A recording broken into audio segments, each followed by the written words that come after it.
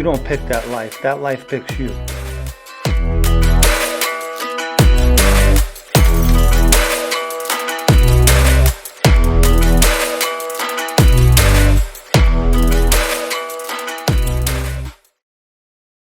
Welcome to Sit Down News, and before I begin, I'd like to mention our sponsor.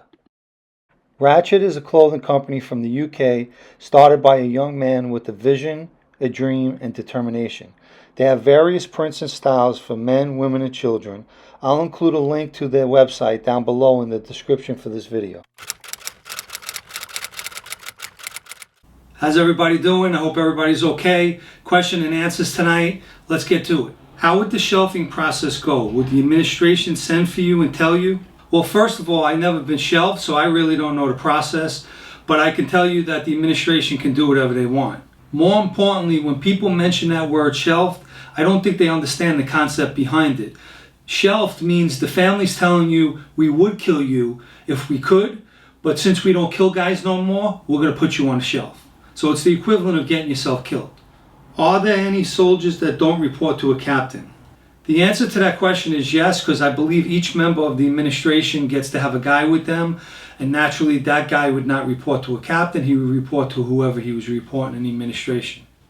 What would happen in real life if a mob boss went to a psychiatrist and everyone found out?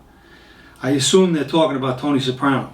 I think the accurate answer, and a lot of people are going to agree with me, that boss would not be making his next therapy session. Does other families besides the Genovese family that we know of the West Side have nicknames? So the answer to that question is yes, starting with the Bonanno family. The Bonanno family is sometimes referred to as the Bananas. The Gambinos I've heard referred to as the Gams or the Gambis. The Colombo family I've heard called the Persico family at times, or if somebody wants to talk about the Colombos and they don't want to mention their name, they do this. The Lucchese family is often referred to as the Lukes, or if they don't want to mention their name, they'll do this. The Genovese family is still referred to as the West Side. They call them the West Side because the Chin had his social club on the West Side. And still to this day, even though the Chin's been dead a long time, they refer to the West Side by going like this. Say there is a dispute between one Irish associate and one Italian associate. Would the Borgata be biased with the Italian associate as he is full-blooded, or would that not matter?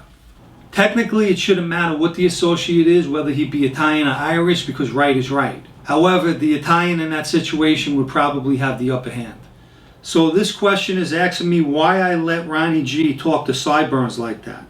Well, first of all, Sideburns was wrong. He shouldn't be bringing up a beef that had nothing to do with Ronnie. I did go to Ronnie G the next day, and I told him he was wrong, and I told him to apologize to John. He didn't want to apologize to him. So let me explain this in case people don't understand.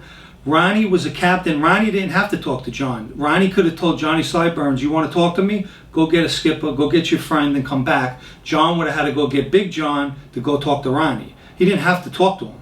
A captain don't have to talk to a soldier if you don't want to. So this person is asking me, who is Keith from the story with the black eye? I believe I mentioned in the story I only met this guy Keith one time, so I don't have much to say about him.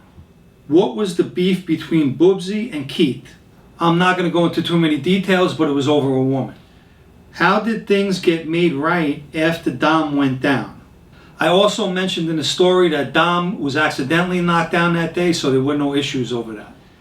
How does an underboss and a consigliere make money if they don't have crews? Well, first of all, they're part of the administration, so any money that gets kicked up to the administration gets whacked up among those three. Also, there's no rule against them having any rackets on the side. How did Sideburns get his nickname? So years ago, most likely in the 60s or 70s, Johnny Sideburns had sideburns. He no longer has them, and the name stuck with him. How long does it take you to write a story for the blog? It depends on the story and what I'm writing about, but I say on an average 1 to 2 days if I don't make that many mistakes. Is Mike Liguori still in the life?